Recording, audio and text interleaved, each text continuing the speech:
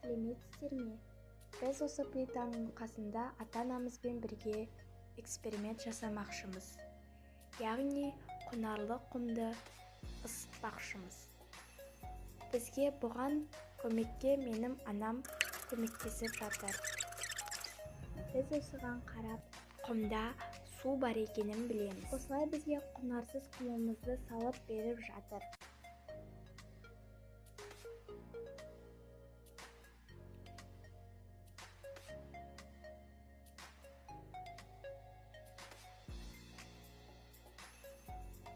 Біздің осымен экспериментіміз басталсын.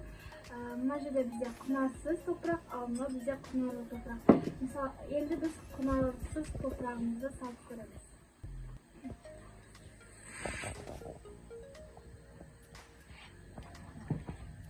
Ал енді құнарлы топырақ.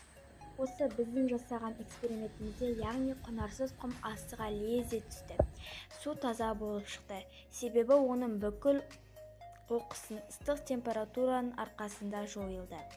Ал құнарлы құмда қоқыстары төбеге шығып, және көпіршіктер шыға бастады. Осыған қарай біз құмда ауа бар екенін білеміз.